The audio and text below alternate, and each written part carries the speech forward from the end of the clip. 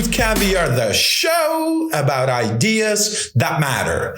Hosted by global thinkers Brent M. Eastwood and Vadim Bichutsky.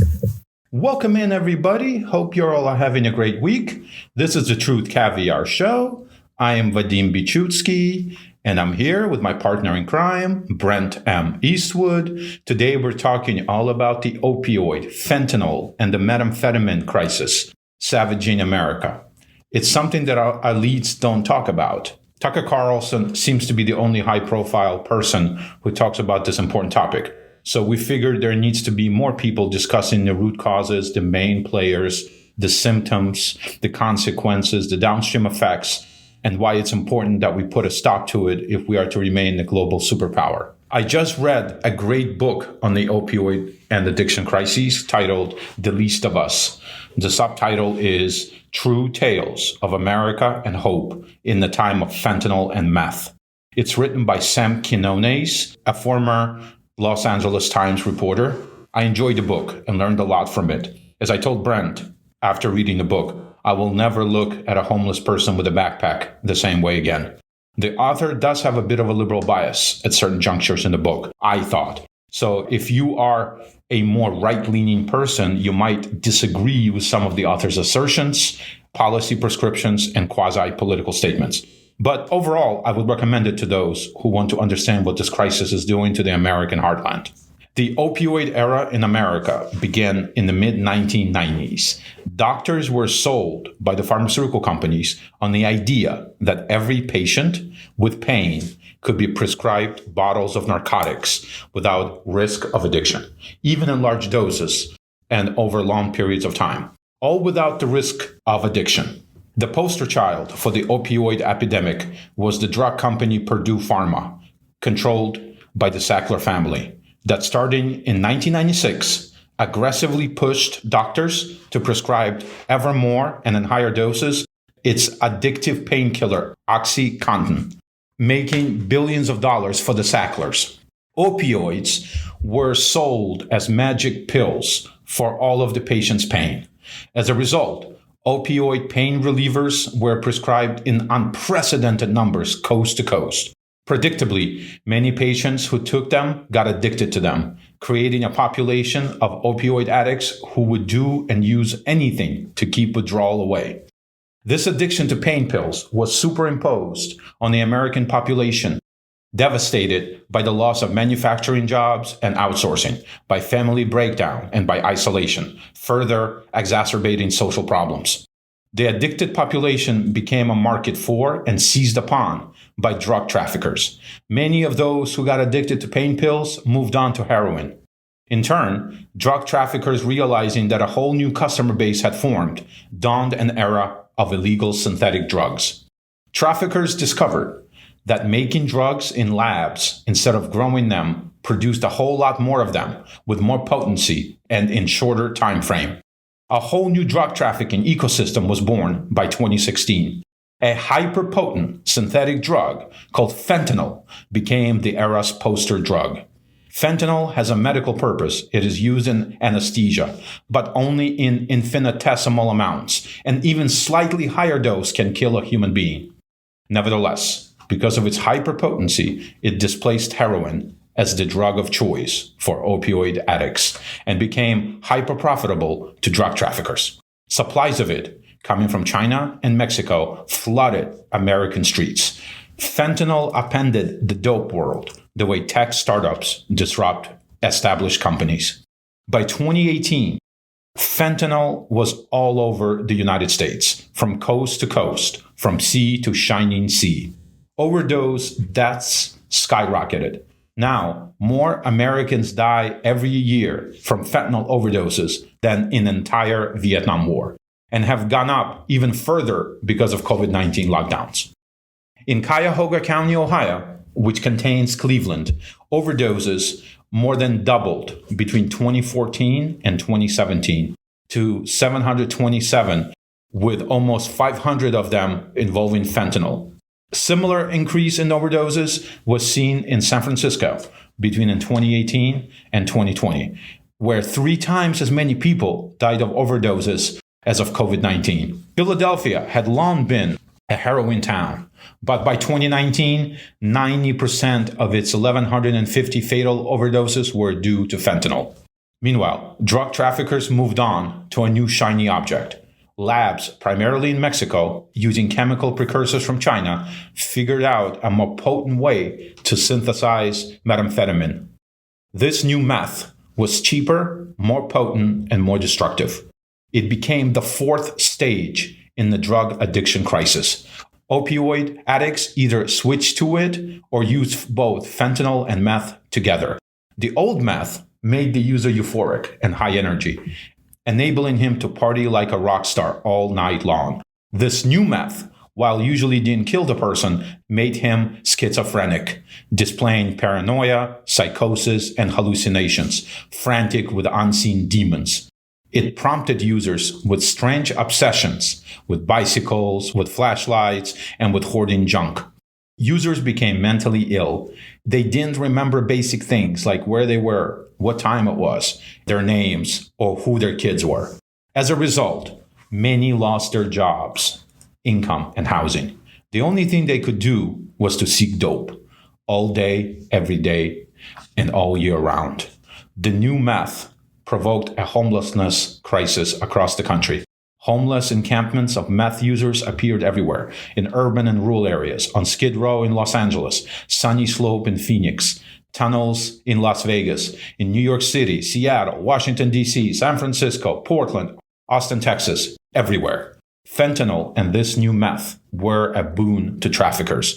Global trade allowed traffickers to get unlimited access to world chemical markets, typically from China, an engulfing population of American drug users coast to coast, and an open border to move those drugs through.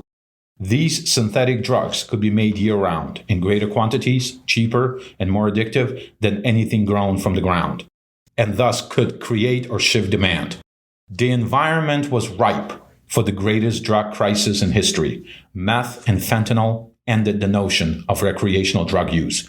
Now anything could kill or mentally maim. What started as an epidemic of pain pills became an ever-engulfing epidemic of drug addiction. And the addiction epidemic wasn't confined to the Rust Belt or Appalachia or tribal reservations. It touched everyone, all races, all economic strata, all backgrounds, all geographic areas.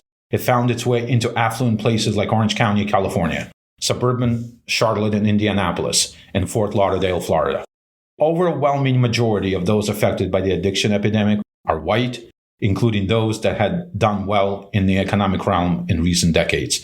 People were addicted and dying from drugs used to numb pain. People with no criminal record. Workers, professionals, star athletes, business people, pastors, cops, kids of politicians and judges all got addicted. Parents were confronted with lying, stealing, conniving children whose bodies were occupied by some mutant beast. Then came a felony record. Suddenly, parents were co-signing for apartments, driving their addicted beloveds, now 30 years old, to court, recovery, or GED class. COVID-19 lockdowns further intensified the problem. Lockdowns recreated the conditions that spawned the opioid epidemic, widespread job loss and isolation. Those in recovery and those who lost their jobs relapsed. Alone, addicts overdosed and died. The 12 months ending September 2020 tallied over 87,000 overdose deaths, according to the CDC, the highest number of overdose deaths in any 12-month period in American history. I think we should talk a little bit more about fentanyl. I want to give you more background on that because that's such an important segue into the drug world that people have made. But fentanyl was a synthetic pain reliever made for heart operations, and it was invented in Belgium in 1960 at a lab. And with fentanyl, you could have surgery and then walk away fine after surgery with no addiction. So fentanyl was highly controlled by doctors and hospitals. Micrograms can kill, though, as Vadim said.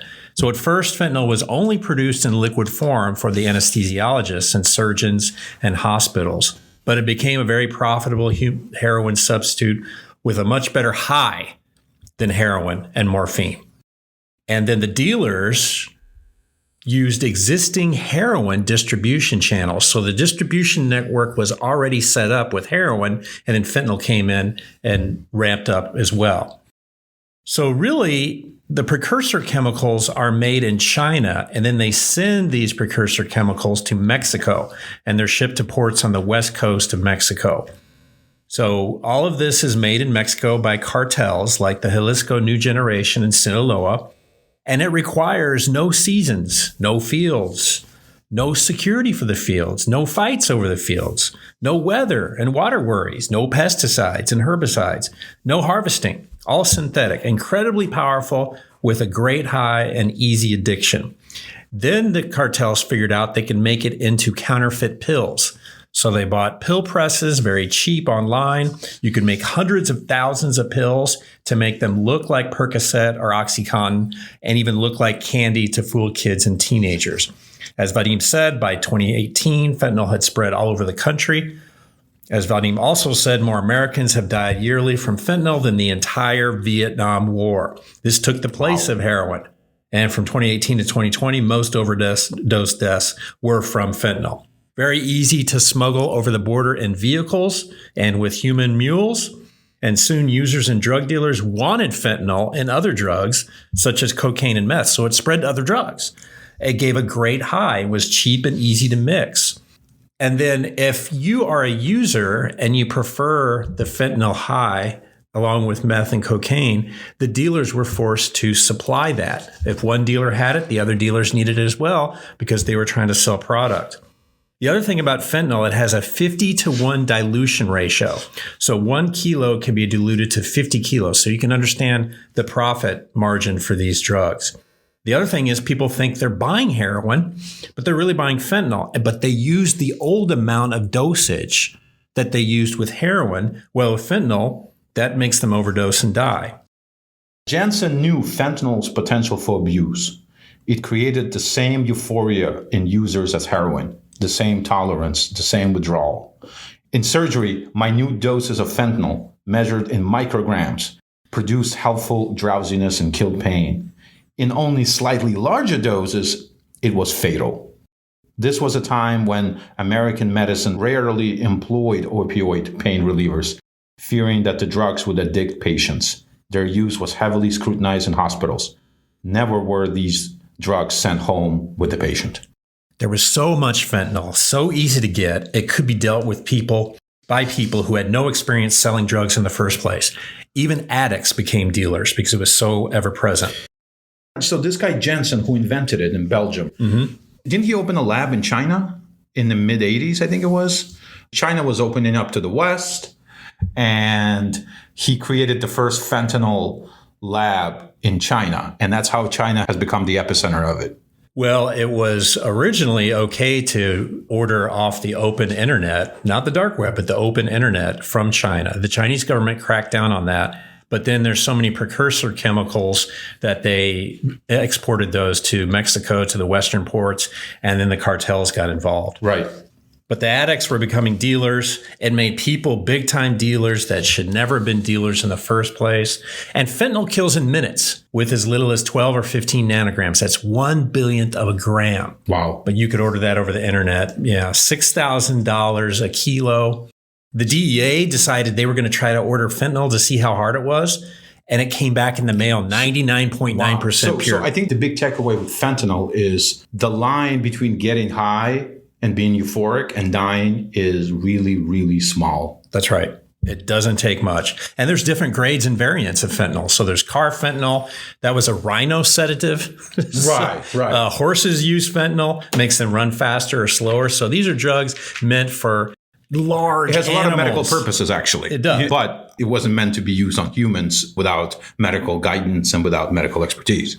Yeah. And you don't even need to be a cartel with guns or violence. You just need a laptop. And making money is just really easy. So you can form a network through social media. You can just reach out to dealers. Snapchat. Yeah, Snapchat, Instagram. You can just reach out to dealers. And then those dealers use those same social media networks to reach out to their customers who are, especially in the COVID-19 era, are all alone, sitting in their rooms, playing video games and checking social media every 2 minutes. Sure. And by 2016, 2017, there was really no heroin. It was all fentanyl. Dealers were calling heroin what was really fentanyl. They were saying, oh, yeah, just order the same distribution networks and you can get needles supplied right to your door. And users didn't know that they were using fentanyl in the first place and they would overdose. And once each dealer added fentanyl, then the users demanded the drug with a better high. They always wanted the better high. And then dealers followed suit. But China went away from it, but there's drug companies, and there's so many drug companies that are available on the open online web that it's easy for these companies to sell the precursors to Mexican cartels and anybody that wants to try to make it. But those counterfeit pills were bad. So anybody can buy a cheap pill press and distribute fentanyl. Yep. And dealers did the home delivery to kids through Snapchat and Craigslist. You use code names to get away so the police don't know what you're talking about. One dealer took a nickel to make a pill and then sold each pill for $2 to wholesalers. That's a pretty good margin. That's a great markup with little risk. The drug doesn't smell, so it's easier for getting it over the border. The drugs aren't smelled by dogs and so forth. I'm laughing sarcastically. It's a very serious issue. Absolutely. Yeah. So methamphetamine, though, now methamphetamine had a transition itself. It used to be methamphetamine was made by ephedrine and pseudoephedrine, and that's what you find in Sudafed for decongestants. So do-it-yourself labs and biker gang labs, they were doing it with that. But then there was a change to P2P meth that was produced in huge labs in Mexico. A P2P meth could be made from different precursor chemicals you could get legally anywhere. A P2P is phenyl to propanone. Yep. And Mexican law enforcement started busting labs, but really not doing a lot of arrests because there weren't a lot of people in the labs. It was so easy to make. Cartels had, between 2015 and 2019 in Sinaloa, 333 labs to deal with. So basically, fentanyl and P2P meth are drugs in the internet age. In the internet age, of course. Yeah. And then with all this supply of meth, the price went down. That's better for users. Meth now is more available than heroin or crack. It's decentralized now. It used to be a couple of cartels that had these top-down operations. Now it's any drug dealer, in the middle of Atlanta could sell meth and fentanyl to anybody. Meth had always been known as more of a white person's drug, but then African Americans dealers started switching to meth because they could make so much money. And you can control everything in the process of a drug sale, from raw materials to production to distribution to wholesalers, all the way to the end user. It's time for Hollywood to make a sequel to Traffic, the movie Traffic that came out in 2000. Been over 20 years now. So it would be nice if they actually made a remake. That was a really good movie. Mm-hmm. And they need to create a new one for this opioid era. Going back to the ephedrine super labs in Mexico, these replaced all the American shake and bake labs from the biker gangs and for individuals that were doing it out of their backyards and garages. So ephedrine meth only required tweaking one molecule, so it was really easy to make. And that's why cooks with no chemistry experience could learn to cook it.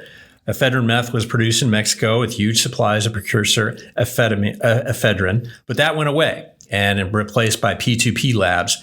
Now, P2P labs can produce 10 to 20 pounds of meth every 24 hours. So think about that. Wow. And this had the stronger high, as Vadim mentioned, symptoms of paranoia, delusion, schizophrenia, of course, the bad teeth, meth mouth, really fast, unintelligible speech. So you have people yelling at the moon or yelling at things that they couldn't say. Just a bunch of zombies walking around town. Brain damage. We saw a few of them on the way here to the podcast studio. Yeah, they could have been on drugs. We don't know, but they look like it. They could be, yeah. And then for treatment of methamphetamine with this P2P meth, really difficult to communicate with the patient until their brain started healing. So they go into treatment, if they ever go into treatment. Many resist treatment. But they go into treatment and the doctors and counselors could not figure out what they were saying. You had to have a communication stream of consciousness to be able to deal with these addicts, but you had to wait to treat them until their brain cleared from the P2P. I just heard a doctor who deals with addiction patients the other day, where she said when they go to like emergency room, they can't talk to them for days, maybe sometimes. Yeah. And then they can't just like leave them alone in the waiting room amidst the population. So it's almost like you have to create a separate emergency room just for addicts. And you have to keep them there because it takes them a while to kind of decompress and become talkative. And so it requires a rethinking of the way that we deal with patients in medicine. As you can imagine, this P2P meth, there's no way you can hold down a job. It used to be you could do meth the old way, the ephedrine meth, and do it on weekends or at parties. You could hold down a job. It made you were like a functional drug user. Yeah, functional alcoholic / drug dealer. But now the P2P meth leads to homelessness for sure. And there's also in treatment, opioid users can use methadone as a way to reduce cravings and help with the withdrawal process. But there are no chemicals or drugs that can do the same thing for meth. So that makes it even hard to treat as well. It increases the meth cravings. There's no other drug to reduce the meth cravings. I just want to go back to Paul Janssen, the doctor that invented fentanyl. Janssen spoke of a deal to distribute fentanyl in China. Chinese officials wanted a joint venture through which they could learn how to make the drug. Eventually, the sides agreed. Janssen got access to the huge Chinese market and the assurance that pharmaceutical fentanyl would be manufactured at high quality. That joint venture marks the moment when China learned to make fentanyl. In 1985, Janssen opened the first Western pharmaceutical factory in China. Since then, China has had the technology for producing fentanyl at an industrial level. That's scary. Yep. We're going to talk about China more on this podcast, but it's just unbelievable. The amount of different types of chemicals that you can get for precursors to make these products is amazing. All kinds of different chemicals, and the precursors change over time. So you think you're honing in on one type of chemical precursor, and it changes with the meth. But another reason it was hard to treat heroin addicts and fentanyl addicts is they would switch to meth to reduce the withdrawal symptoms. So not only were they doing opioids, they were doing meth too. And this mixed that with fentanyl, you get a better high. And then the meth and fentanyl were mostly white people drugs too, but fentanyl became mixed with cocaine. And then more African Americans got involved because their cocaine use was mixed with fentanyl too, and they died from it. So you're going homeless, you're going to lose everything really fast. As Vadim said, they get fascinated when they're homeless by collecting junk and bikes and headlamps and living in tent cities.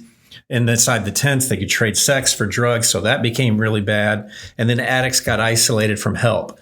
They would hang around with other users so they can barter things. And one way that they were able to get products for trade is they would shoplift at Walmart. Walmart became the scene for many addicts to get their material for bartering for drugs from Walmart. They would steal, and it used to be you could take things back and get a gift card. Gift cards are very prevalent in the criminal world. You never want to be busted with cash. So if you're busted with a gift card from a store, the police can't really do anything about that. They can confiscate the card, but they're not going to trace cash back to you. So that's really, but Walmart became a real, so people would do drugs out in the parking lot. They would live in their cars in parking lots from Walmart. They would go in and steal, and they would come back out, barter, everything. And, everything was up for grabs. You could barter your phone for meth. You could, your bike, sell a bike, trade a bike for meth, all of these things. And if you're a female meth addict, then you get pimped out as a prostitute and you get dope in exchange. Yeah, that's really sad. Yeah. It happens all the time in those tent cities. You have a tent, you can cover up a lot of different types of crime.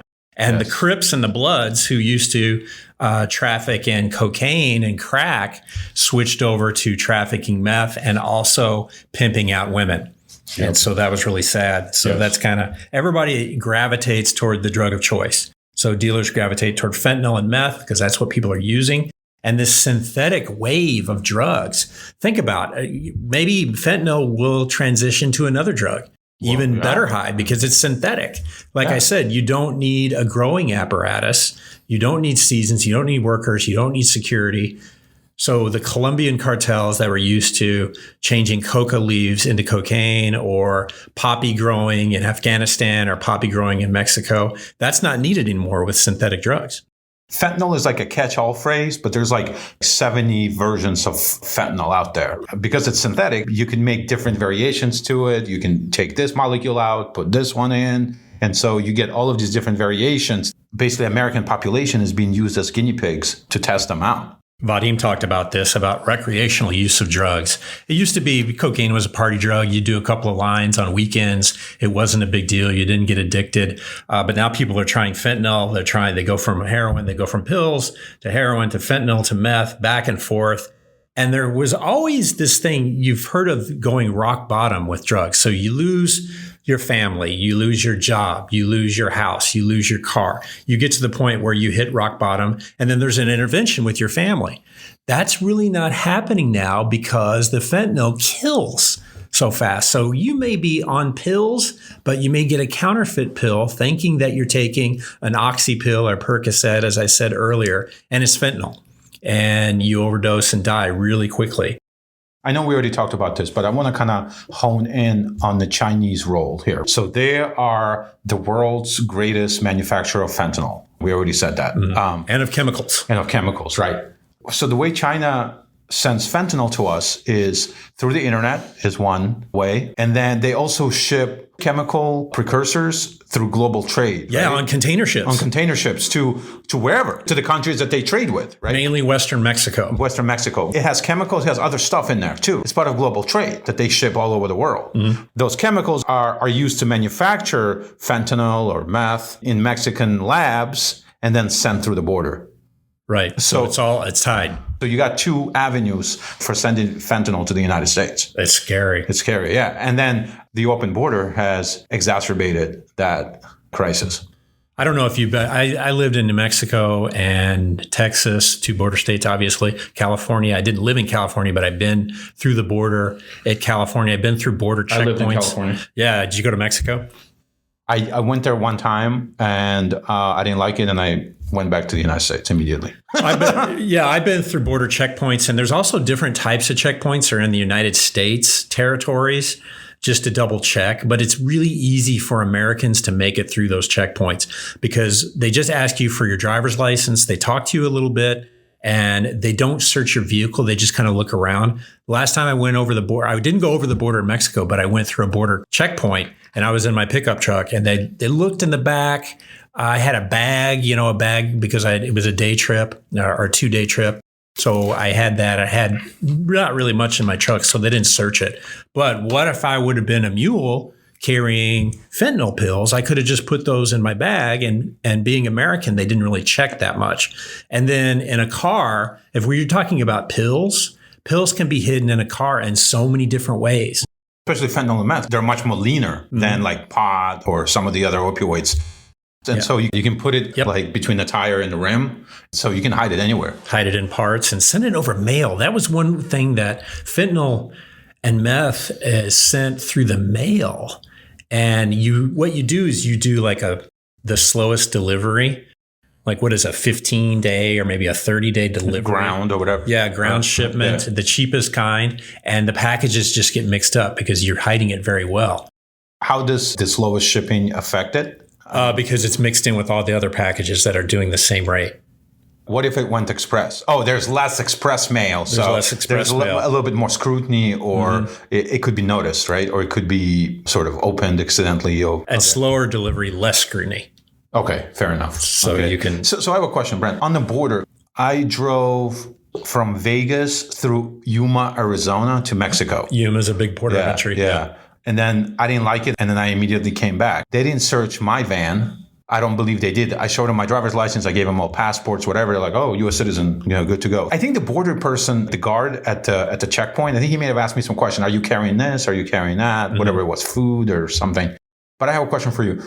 why don't they search vehicles coming back in? Does that take too much time, or because you are a U.S. citizen, there's a Fourth Amendment issue, or what? I would argue there's not enough Customs and Border Protection. We have so many people running across and walking across. We have more IRS agents now, right? Yeah. But we have to divert a lot of our Customs and Border Protection agents to human trafficking.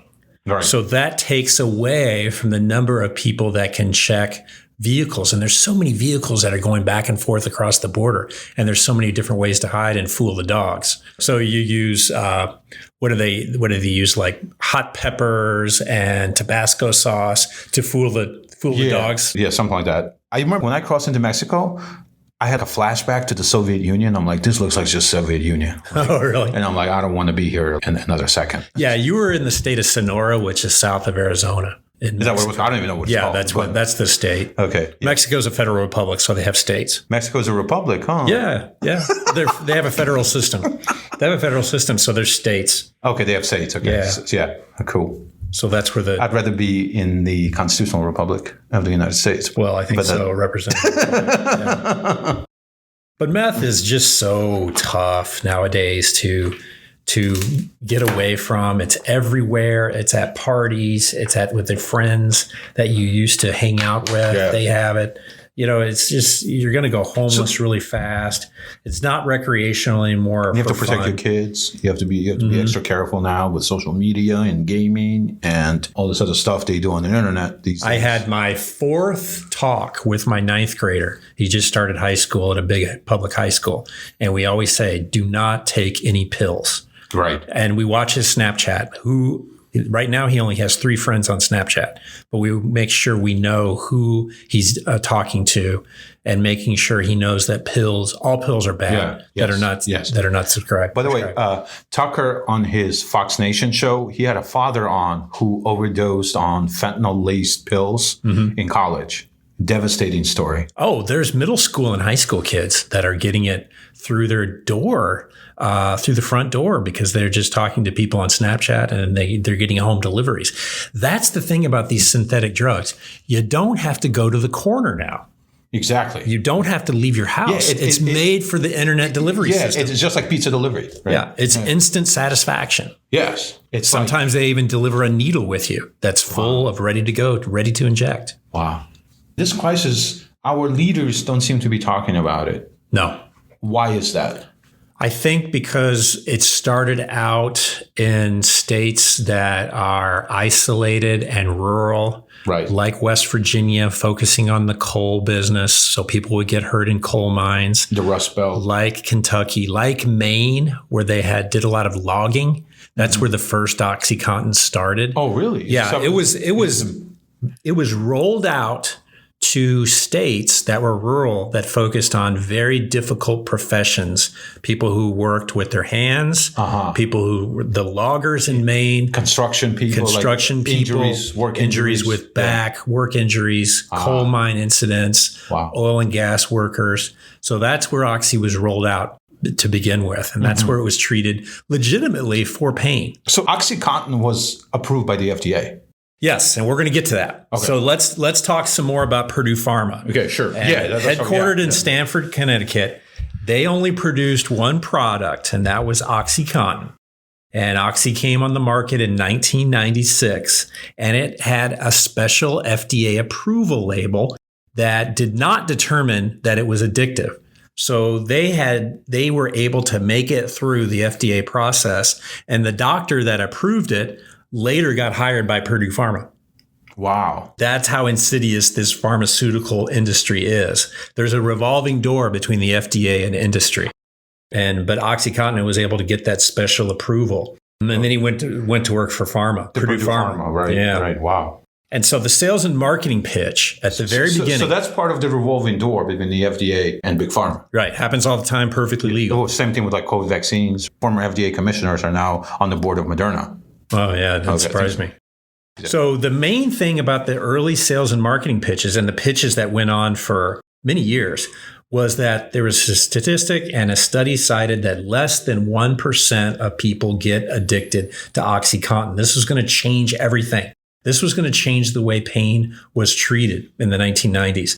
So they brought in thousands of doctors to these conferences, educational conferences, to let them know why Oxy was great, why it could treat pain, why pain was so important to treat, why this was going to be revolutionary and global. And then later the company did data analysis to figure out which doctors prescribed the most. Right. And then the sales reps went to them the most. And the more the sales reps sold to these high prescribing doctors, the more money they got, the better bonuses they won, the more contests they won. So by 2000, almost 100,000 physicians were prescribing OxyContin. Wow. That was 2000. That's 22 years ago. So primary care physicians, family physicians who were not trained in pain management and did not know how it was affecting their patients were writing prescriptions because they thought, hey, nobody's going to get addicted to this. It has the 12-hour release. That was the other big sales and marketing thing, that it was released slowly in 12 hours. So the doctors were like, okay, this is good. It's a slow release. It's a small amount of drugs. It's not going to addict anybody. I can start writing prescriptions. Insurance providers and HMOs had a big deal in this because they did not necessarily pay for physical therapy and other types of pain therapies for injuries. Mm-hmm. They were paying for the pharmaceuticals. So the doctors had a tough choice. How do I treat pain? Well, I can't send this guy to physical therapy. His insurance doesn't cover it. Well, I'll give him 20 milligrams of OxyContin, see how he does. And at first, a lot of the patients did well, but then it started creating withdrawal. So why weren't doctors more skeptical? I mean, if a pharmaceutical rep comes to your office, don't you have a duty to say, hey, maybe this pharmaceutical rep doesn't have the best interests of my patients at heart. They represent a company that wants to make money. It's a slow process with these reps. They were using any way they could to get in. So they were basically bribing people to write prescriptions to get into the office. And this was in the 90s. And so doctors were having trouble because they had so many patients. It's a cultural thing. A lot of Americans want to take a pill to get better. They want to go to the doctor. They have a complaint about something. The doctors have no choice. They have a lot of patients. And these reps were getting in, and the reps were very good. Every time there was an objection at Purdue Pharma, they would analyze the data. Okay, what's the pushback? Well, the patient is saying that within 12 hours, they're waking up and having withdrawal symptoms, headaches, feeling bad, throwing up. So what do you say to doctors have pushback? So they'd have a meeting with the pharma reps and they'd say, okay, when they say this is how you overcome the objection. You give him twice the amount. So it wasn't very calculated. It was a very insidious. Incredibly. Yeah. They had early versions of data science. But I still, and data analysis. I get what you're saying, but I'm not ready to let the doctors off the hook. No, you shouldn't. You shouldn't. And I am just, you're a doctor. Your job is to look out for your patients. But I get what you're saying is that patients are asking for it. You're getting paid for it. It sounds like a group thing to me, right? Well, it was a group thing because Purdue Pharma was very ingenious. Another thing they did, they would fund nonprofits. And the nonprofits would be pain management nonprofits. And they would go around to people who were getting the drugs and the doctors and saying, hey, pain is the number one thing to check. You have to check on people's pain, 1 through 10. What is your pain? If it's 6 or above, you're going to prescribe OxyContin. And Oxy was considered it was harmless, and Vicodin, the reps would say, don't prescribe Vicodin because it creates liver damage. And it was much more addictive. Was that true? Did it create liver damage? I think so. I think that part was probably true for the most part. And they said that Vicodin was much more addictive. Was that accurate? I would have to check the literature. I'd have to check the studies. There weren't a lot of studies on OxyContin. And that's one thing that the doctors should have been. But you have to understand these sales reps and the marketing campaigns.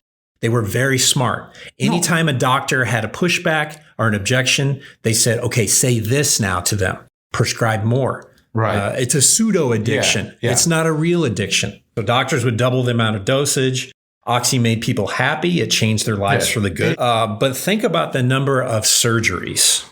Okay, so any given year, there's about 48 million surgeries that take place in the United States. Okay. Those surgeons would ask for, after post-operation, hey, how you feeling? What's your pain level? they hold a card up and say, what's your pain level from 1 to 10? People would say, 7, 8, 9. Whatever, okay, I'm going to prescribe you not just 10 milligrams of Oxy. I'm going to prescribe you maybe 20 milligrams to 30 milligrams and then give you a 90-day prescription. Okay, so you can come back. Yeah. You can just come back and get refills. So most people who don't have the proclivity to be an addict would say, okay, I'll just take a couple of pills. If the doctor, I don't blame the patient. The patient is listening to his or her doctor saying, here's what's going to kill your pain. Yeah, so about 30% of people have a genetic predisposition or proclivity to become addicts, addicts of whatever. So if you have 48 million surgeries and you have 30% of the people taking pain pills after surgery. It's about 15 million. Yeah. So if 20% of the users become addicted with 48 million surgeries, you got 10 million addicts, 9.6 million to be exact. This went on for 20 years, actually more than that, because the drug came out in 1996. So there are more and more people. So think about the number of addicts who are on the OxyContin. That sales and marketing was really good to the doctors. The doctors should have been more skeptical. They should have checked those studies. They should have read, but they fell into it with the pain management movement. This was a global movement for doctors in the 90s and the early aughts. Pain was the new thing to treat. And that the synthetic drugs that were not going to cause any type of addiction, that were slow released for 12 hours. Yeah. And now what the addicts figured out is they could take the pill, put it in the mouth for about a minute, get saliva on it, and then crush it up and snort it, or crush it up and liquefy it like heroin and inject it.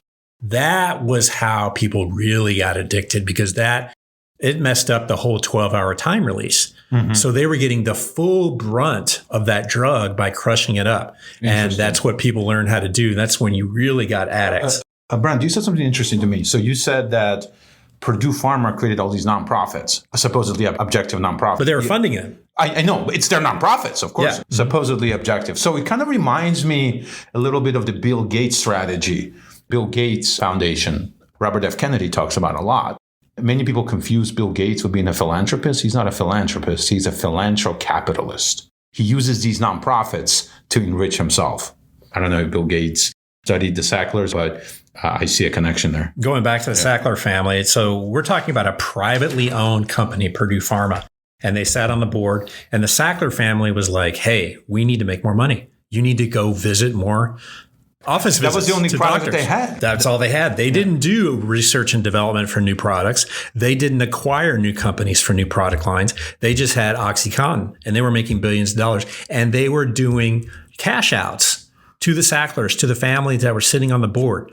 The board were taking all the profits from the drugs, and they were putting the pressure on the sales reps to visit doctors more. And there would sometimes be pill mills, pain management clinics that all they did would disperse Oxy.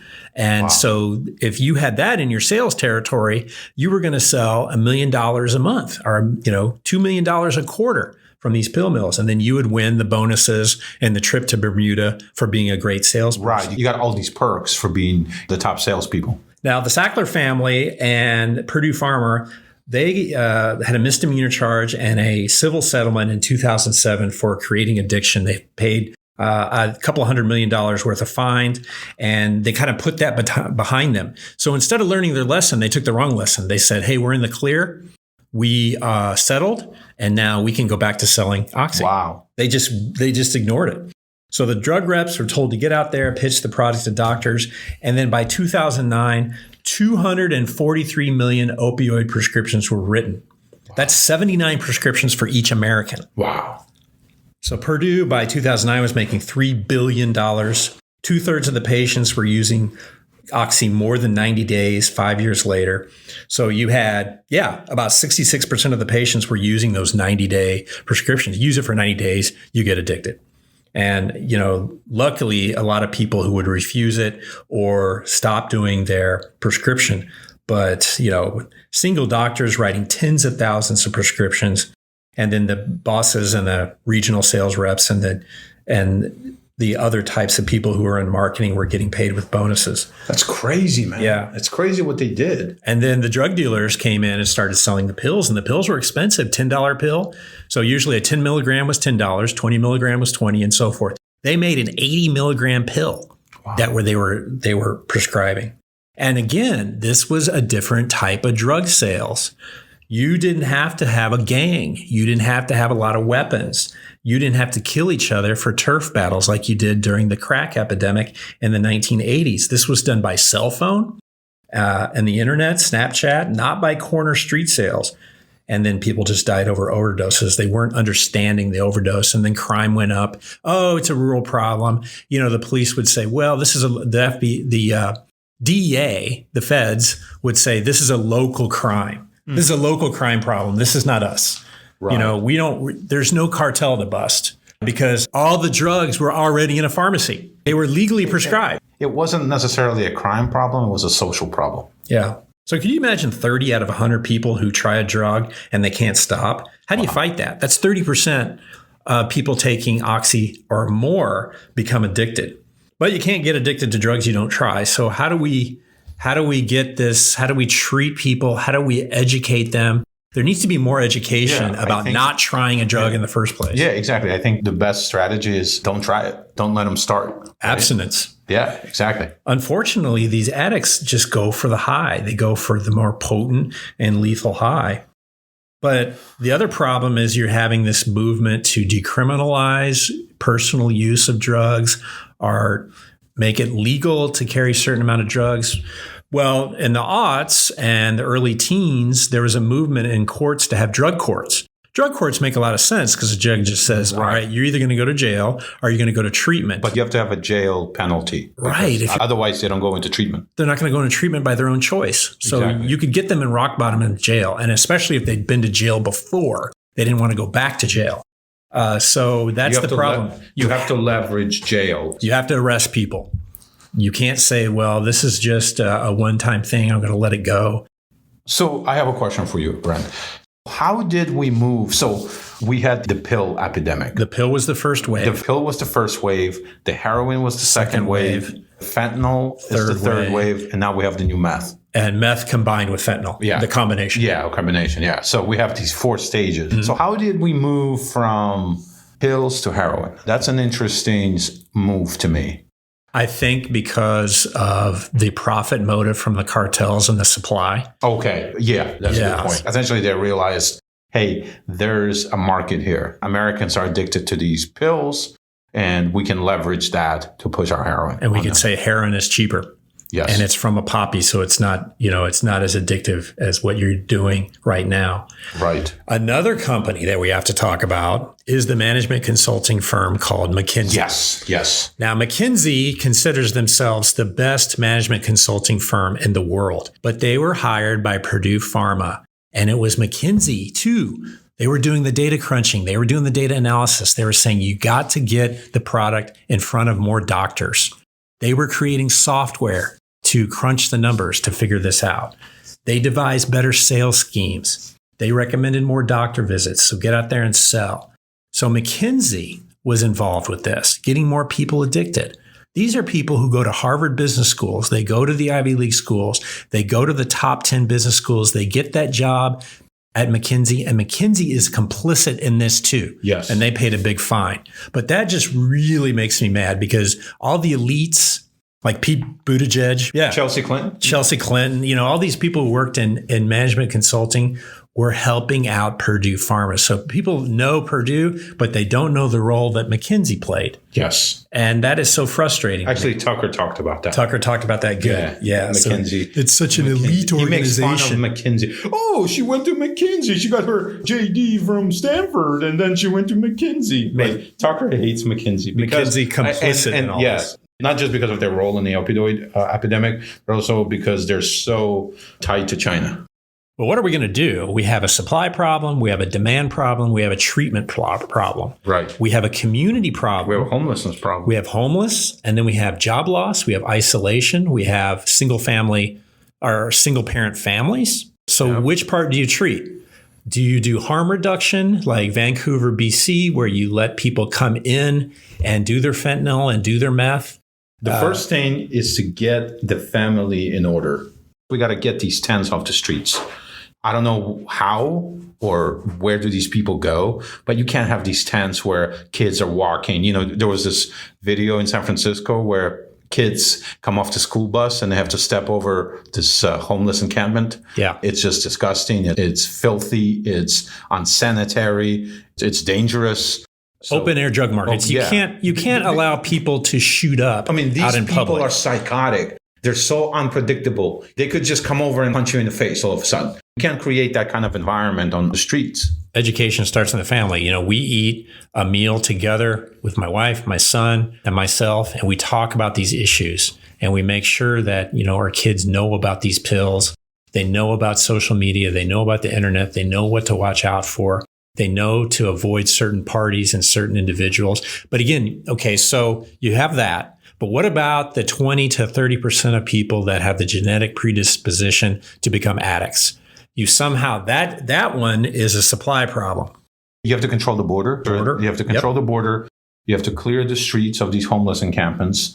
You have to put the family back together. You have to have education. The schools have to be engaged on this. The other thing I want to say is I wish our elites would put as much energy into fighting the opioid epidemic as they do into opening our borders. Yeah, right. And then treating homelessness, you know, there's a lot of people who say, well, people are homeless because they can't afford the standard of living in some of these cities like Los Angeles. But at the same time, they don't make... I used to think that way. I used to think that... Yeah, they don't make that connection between the meth use and the fentanyl use and the tents and how the addicts, you know, get drugged. I used to think that it was more of, okay, this guy can't make a living. That's why he's on the street. No, it's driven by these drugs. Once they get addicted to drugs, they lose their jobs and, you know, everything follows from there. Yeah. And these synthetic drugs, I mean, they're not made, they're not grown. They're made in a lab, and there will be other different types of precursor chemicals that create these synthetic drugs. There'll be different highs. There'll be different products. And who knows what they put into it, all these chemicals. And it's not just addictive. It kills your body. So you have to get more policymakers involved. Now, Sam Quinones has testified in front of Congress. Oh, he has? He has. Okay. So I think at the federal level, I'm not sure. I read it in his biography. Okay. And he has talked about it before. He's spoken all over at communities. So he's talked to families. So you have the families that used to be nobody wanted to admit that their kid was an addict. So when they died of an overdose, it was never because of the overdose. It was a sudden illness. Or, you know, this person just passed away because of an illness. Right, because they were ashamed. They were ashamed. Or maybe they didn't know. One thing, maybe they didn't know. And one thing these books have done and these shows and more media coverage is they're getting out in the open. So that's part of it, getting the families to think about, you know, carrying around Narcan if there's an overdose and making sure their kids can get to treatment somehow. Treatment is expensive and not a lot of families can afford it. And treatment, you do an intervention, and there's a TV show called Intervention that I think is on A&E, and you can watch that and you can see these families try. A lot of addicts will say, I'm not going to go. Or the first or second time or third time is not going to work. Mm-hmm. You know, if it's meth, it's hard to treat. Fentanyl, obviously, too. You can try methadone on the opioids. But these addicts are just, and you have to have something to hold over their head to get them to treatment in the first place. Right. So you can't decriminalize and not arrest. And then there's views on the legalization of marijuana, the marijuana becoming very potent right now and not regulated and illegal at the federal level is very confusing. So the question is it a gateway drug? Do people who use marijuana, do they graduate to pills? Do they graduate to heroin? Quinones was saying in his book that people are going directly to heroin or directly to fentanyl from alcohol, from marijuana, and from like Xanax or something, like a party pill, like Percocet. Pot is the gateway drug. I think pot's a gateway drug, too. There's been some studies on that. I don't have the citations with me, but I did. You can do a search yourself and just say marijuana gateway to fentanyl. Yeah. And there's been some studies on that, how people, but people who are willing. Yeah. Alex Berenson has a book called Tell Your Children. If you're willing to try a drug, you may be one of those 30% of the people who want to try another drug to get more high. And they're more likely to be an addict, and then you have to treat the addict. So you have a supply problem, you have a demand problem, you have a Mexico-China nexus, a drug nexus problems with the cartels. Nobody wants to talk about this. Right. You don't hear it. You heard it from Trump on the campaign trail, and you do not hear it from Biden. Yes. or this White House. Nobody wants to talk about it. You have to get more people talking about it. You have to get people to vote. You have to have politicians understanding. You have to have judges. You have to have law enforcement who understands this problem. You have to have paramedics. You have hospitals, doctors. I think the doctors are much more educated now on opioids. But fentanyl is such a drug that people skip right to. They're not doing the OxyContin method because the doctors are not writing as many prescriptions, but they're skipping. They're going up the line really fast because of these highs. So OxyContin, is it still being prescribed? Is it off the market? Is it off the market? Dad, that's something we need to find out. Yeah, that's an interesting question. So Sacklers didn't really pay the price for it. They declared bankruptcy. They bought mansions in Florida. There are some civil suits that were naming Massachusetts and Tennessee were naming them, naming them by name. Is that still going through the court? Those are still going through the courts. There's dozens and dozens of it. Okay, they might still have to pay. Yeah. They might still have to pay a price for this, and they should. But the education should be there and schools, these health classes. So instead of teaching gender studies or critical race theory, hey, let's teach our kids about not taking pills. And we talked about the solutions, cleaning up homeless encampments, getting involved in your kids' lives, teaching them, educating them.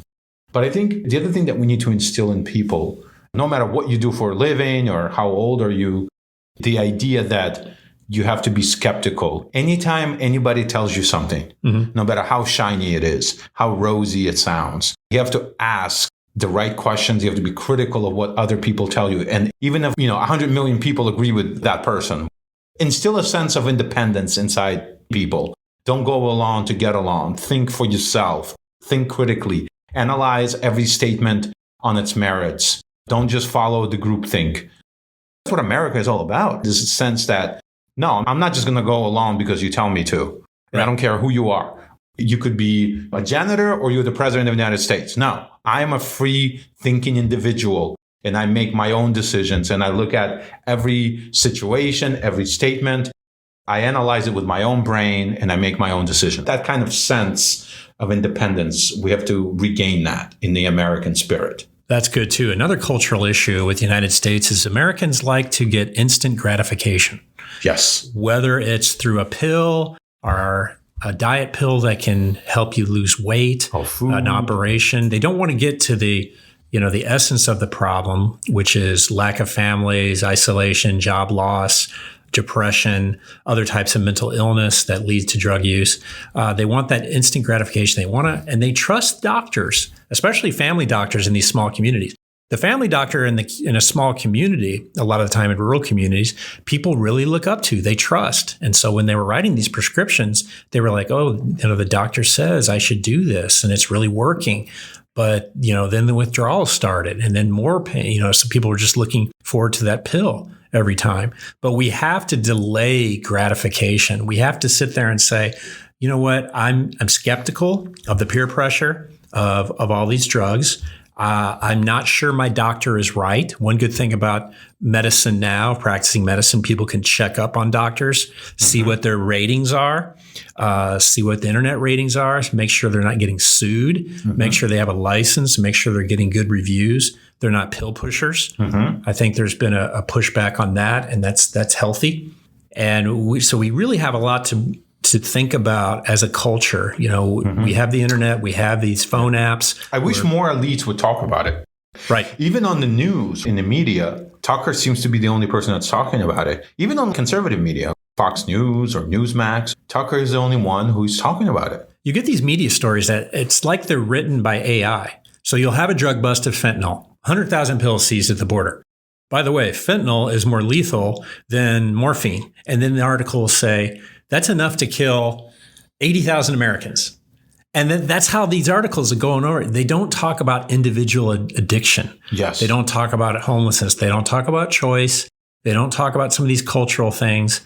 They don't talk enough about doctors overprescribing, pill mills, these types of things. But to be fair, they may not be aware of it, the effects of it and the consequences. Just like I wasn't aware. I sort of heard it tangentially from Tucker or whoever. Until you dig into the details and realize what it's doing to communities, you won't truly understand it. So I highly recommend this book, The Least of Us, True Tales of America and Hope in the Time of Fentanyl and Meth by Sam Quinones. And if you're interested in the science and the brain chemistry and the neuroscience of this, there's a lot of sections in the book that talk about the science, which is beyond the scope of this podcast.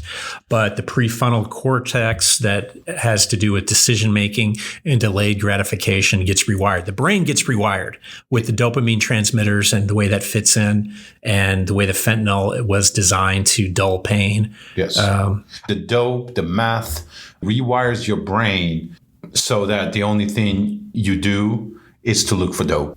Yeah. And then the withdrawal systems, you get dope sick. So you feel so poorly, you're throwing up, you can't sleep, you don't feel right, that the only way to do that is to get more drugs. And we have a system where, you can use different types of avenues, especially if you've got a tent, you got a backpack, that there are communities where there's a lot of homeless people. So people tend to gravitate towards Los Angeles, towards San Francisco, towards some of these cities. And they have to start thinking about treatment and get rid of some of these tents and find a way to treat the addiction and realize that people who are addicts, especially meth, are going to become homeless very soon. Mm-hmm. And you can have homeless in your community. And we have to crack down on China, and we have to crack down on cartels and close the border. Absolutely. Well, we're over an hour. We usually try to keep these things at about an hour long, but we hope that you found something in there of interest that you can do more research on. Hopefully this has not affected your immediate family. Usually many families have an addict of something, and hopefully you can educate them not to go up the chain, not to try the meth, not to try the fentanyl. But 30% of the Americans, 20%, they have a proclivity to be addicts, and some of that is just genetic. If you have family members who were affected by the opioid epidemic, we're sorry about that. But if you don't, then this is a warning to make sure that it doesn't happen to your family. Okay. Thank you, everybody. Thank you.